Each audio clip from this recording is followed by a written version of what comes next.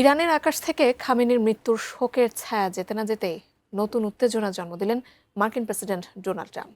সর্বোচ্চ নেতা Ayatollah Ali খামেনিকে হত্যার পর এবার তার উত্তরসূরি নতুন সুপ্রিম লিডারকেও সরাসরি হত্যার হুমকি দিয়েছেন ট্রাম্প। ট্রাম্পের হুঙ্কার, এ চেয়ারে যিনিই বসবেন তাকেই মৃত অবস্থায় পাওয়া যাবে। বিস্তারিত জানাচ্ছেন তৌফিকুল ইসলাম আশিক।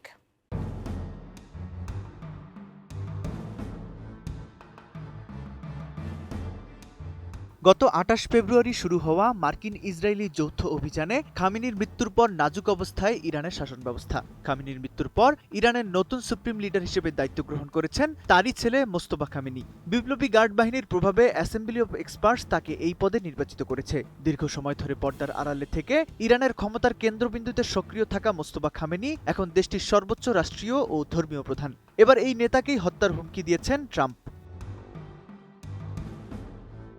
সর্বোচ্চ নেতা খামেনির মৃত্যুর পরও ইরান তার প্রতিরক্ষা ব্যবস্থা ও প্রতিশোধের নীতি থেকে সরবে না, কিন্তু ট্রাম্প প্রশাসনের লক্ষ্য এখন আরও সুদূরপ্রসারী। তবে ইরান ইন্টারন্যাশনালের লাইভ প্রতিবেদন অনুযায়ী ট্রাম্প সতর্ক করেছেন, ইরানের নেতৃত্বে যারা আসার চেষ্টা করছেন তাদের পরিণতি হবে খামেনির মতোই। ট্রাম্পের ভাষায়, ইরানের নেতৃত্বের সারি এখন দ্রুত ফুরিয়ে আসছে, আর যেই নেতা হতে চাইছে তাকে মৃত অবস্থায় পাওয়া যাচ্ছে।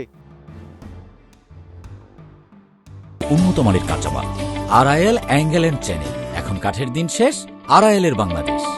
ইরানের নিহতের সংখ্যা ইতিমধ্যে হাজার ছাড়িয়েছে। অন্যদিকে মার্কিন সেনাদের মৃত্যুর মিছিলও দীর্ঘ হচ্ছে। ইরান এখন কেবল তাদের ক্ষেপণাস্ত্র ভান্ডার নয়, বরং সাইবার হামলা ও মধ্যপ্রাচ্যের মার্কিন ঘাঁটিগুলোতে ড্রোন হামলার মাধ্যমে পাল্টা জবাব দিচ্ছে। হোয়াইট হাউসের অভ্যন্তরীণ সূত্রে জানা গেছে, ট্রাম্প প্রশাসনের অপারেশন এপিক ফিউরির লক্ষ্য ছিল খামেনিকে সরিয়ে শাসন ব্যবস্থা বদলে দেওয়া। কিন্তু খামেনির প্রয়াণের পরও যখন নতুন নেতৃত্ব উঠে আসার চেষ্টা করছে, তখন ট্রাম্পের এই নতুন প্রাণনাশের হুমকি প্রমাণ করছে যে তিনি ইরানকে পুরোপুরি নেতৃত্বহীন করতে চান। এদিকে বেশিরভাগ মার্কিন নাগরিক এই যুদ্ধের বিপক্ষে। ট্রাম্প হয়তো মনে করছেন কঠোর সামরিক চাপে ইরান নতজানু হবে, কিন্তু বাস্তবতা ভিন্ন। দীর্ঘ নিষেধাজ্ঞার কবলে থাকা ইরান লড়াই করতে অভ্যস্ত। তাদের স্থিতিস্থাপকতা মার্কিন প্রশাসনকে নতুন করে ভাবাচ্ছে। নেতৃত্বের ওপর বারবার এই আঘাত কেবল যুদ্ধের নিয়মভঙ্গ নয়, এটি আন্তর্জাতিক কূটনীতির সব সীমা অতিক্রম করা শামিল। মার্কিন কর্মকর্তাদের হতাশা আর ট্রাম্পের হুঙ্কার, সব মিলিয়ে মধ্যপ্রাচ্য এখন এমন এক মোড়ে দাঁড়িয়ে যেখানে শান্তির কোনো পথ খোলা নেই।